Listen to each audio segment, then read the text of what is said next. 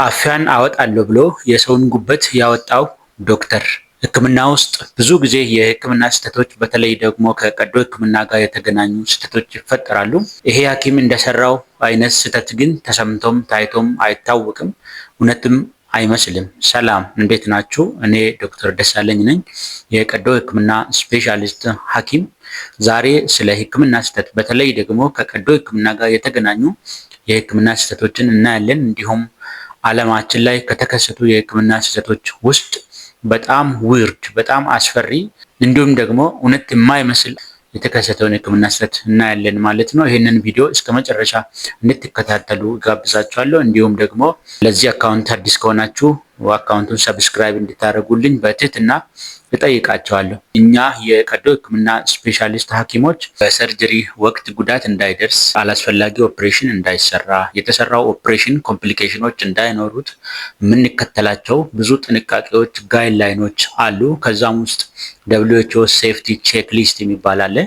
ይሄ ሴፍቲ ቼክ ሊስት አንድ ታካሚ ወደ ኦፕራሲዮኑ ከመግባቱ በፊት ከመሄዱ በፊት የሚታዩ ነገሮች አሉ። እነሱም ትክክለኛ ታካሚ መሆኑን፣ ያመመው ህመም ምን እንደሆነ፣ የሚሰራለት ሰርጀሪ ምን እንደሆነ፣ ካርዱ ላይ ያለው ስም እና የበሽታ አይነት ታካሚው ጋር ተመሳሳይ መሆኑን ቲም ነርስ፣ አነስቴቲስት፣ ሰርጅን በመሆን ቼክ ይደረጋል ማለት ነው።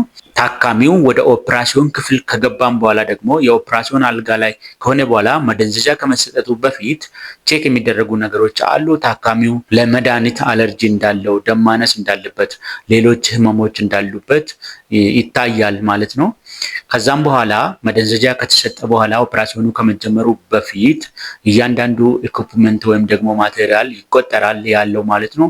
ኦፕሬሽን የምንሰራበት እያንዳንዱ እቃ ተቆጥሮ ነው ማለት ነው ኦፕራሲዮኑ የሚጀመረው። ምክንያቱም ከኦፕራሲዮን በኋላ የሚጠፉ እቃዎች፣ የተረሱ ነገሮች እንዳይኖሩ በማለት ማለት ነው። እነዚህ ነገሮች ሁሉ ተደርጎም አንዳንድ ጊዜ የሕክምና ስህተት ሊፈጠር ይችላል። ነገር ግን አሁን እኔ የምነግራችሁ ሐኪም ያደረገው የቀዶ ሕክምና ስህተት ግን በጣም ዊርድ የሚባል በጣም አሳሳቢ የሚባል እና በዓለማችን ላይ ተከስቶ ማያቅ ነው ማለት ነው። እሱም ምንድን ነው? አንድ ዊሊያም የተባለ ሰው ሆዱ አካባቢ በግራ በኩል ይታመማል። ይህንም ወደ ሐኪም ቤት ይወስዳሉ። አሜሪካ ውስጥ ነው ማለት ነው የተከሰተው። ከዛም በኋላ ምርመራ ይደረግለትና ቆሽቱ ላይ እብጠት እንዳለ፣ ያ እብጠትም ደግሞ እየደማ እንደሆነ ይነገረዋል። ከዛም በኋላ የድንገተኛ ቀዶ ሕክምና እንደሚያስፈልገው ከተነገረው በኋላ ሁሉ ነገር ከተዘጋጀ በኋላ ወደ ኦፕራሲዮን ይገባሉ። የተሰራለት ኦፕራሲዮንም ደግሞ ላፓራስኮፒክ ሰርጀሪ የምንለው አይነት ነው ማለት ነው።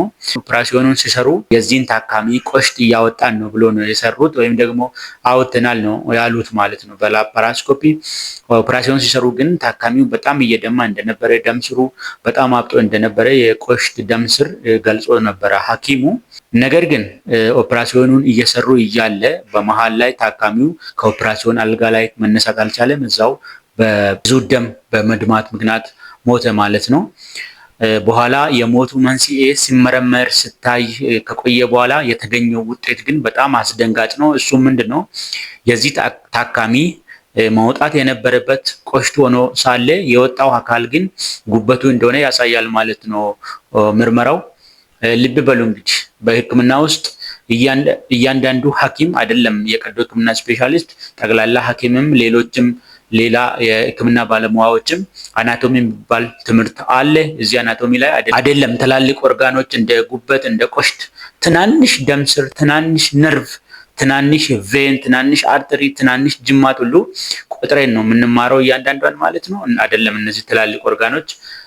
ይሄ ሐኪም ግን ምን ሆኖ ጉበት ነው ብሎ ቆሽቱን እንዳወጣ በጣም አይታወቅም ማለት ነው። እንግዲህ ምርመራው ሲደረግ የተገለጸ ነገር የለም። ይሄንንም ያልኩበት ምክንያት ጉበት ማለት በቀኝ የሆዳችን ክፍል የሚገኝ በጎድን አጥንት ስር በቀኝ በኩል የሚገኝ ላይኛው የሆድ ክፍል ላይ የሚገኝ ነው።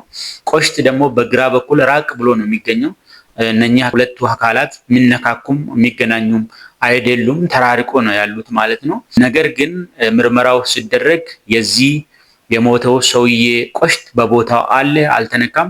ነገር ግን ጉበቱ ወጥቶ ነው የተገኘው ማለት ነው። የሞቱ መንስኤም ደግሞ ይሄ ሆኖ ይሄ የቀዶ ሕክምና ሐኪም ፍርድ ተፈርዶበታል ማለት ነው። ታስሮ ነው ያለው። እንዲሁም ደግሞ የገንዘብ ካሳም ከፍለዋል፣ ላይሰንሱንም ተነጥቋል ማለት ነው።